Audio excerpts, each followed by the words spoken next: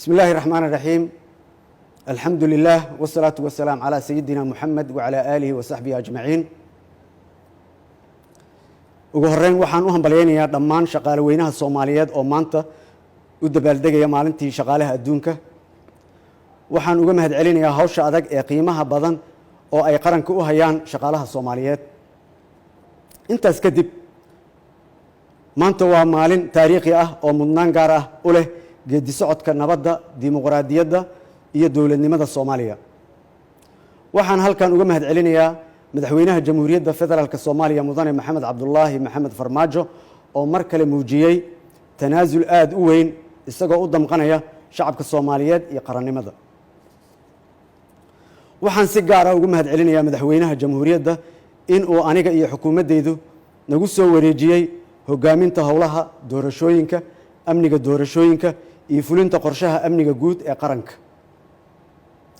anigoo rajaynayo in aan ku guuleysano hawshaas iyo mas'uuliyaddeeda muhiimadda u ah masiirka dalka una maareyno sida ugu wanaagsan hadduu Allah subxaanahu wa tacaala idmo.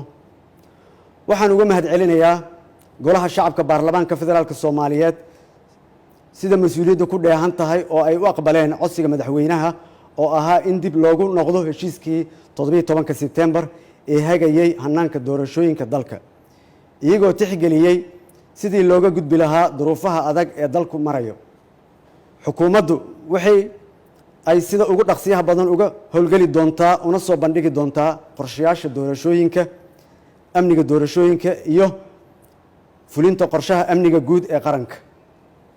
walaalayaal, waxaan rabaa in aan halkan uga caddeeyo shacabka Soomaaliyeed, dowlad goboleedyada, siyaasiyiinta iyo dhammaan daneeyaasha siyaasadda ee dalka in ay naga go'an tahay in ay dalka ka dhacdo doorasho xor iyo xalaal ah oo daah furan iyaga oo aan cidna xaqeeda la duudsin.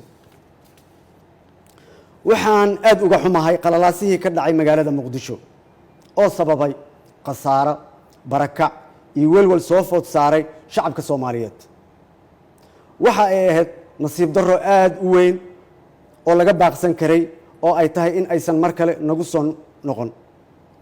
mar haddii xal laga gaaray arrimihii xasarada abuuray, waxaan dhinacyada oo dhan ugu baaqayaa in ay nabadda nagala shaqeeyaan.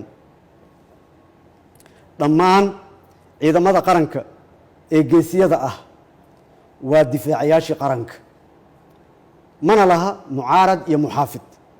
sidaa darteed waxaan farayaa in ay xiryahooda ku noqdaan kana fogaadaan in ay ku milmaan arrimaha siyaasadda. si loo xalliyo saameynta arrimaha siyaasadda ku yeeshaan ciidamada qaranka, waxaan magacaabayaa guddi farsamo oo arrintaasi ka soo tala bixiyo. siyaasiyiinta waxaan ugu baaqayaa in ay ka fogaadaan hadallada xanafta leh iyo ficilada aan caawinayn nabadda, xasiloonida iyo wadajirka shacabka Soomaaliyeed. walaalayaal, dalkan dhammaanteen waa uu naga wada dhexeeyaa.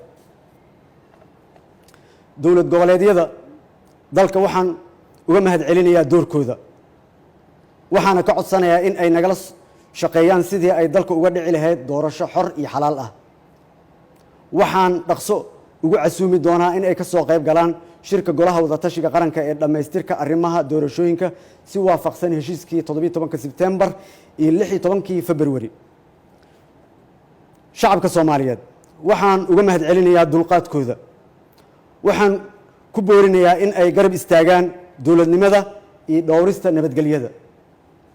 ugu dambeyntii, saaxiibada caalamka waxaan ugu mahadcelinayaa garab istaaggoodii dowlad dhiska Soomaaliyeed, waxaana ka codsanayaa in ay nagu gacan siiyaan hawsha culus ee na hor taallo.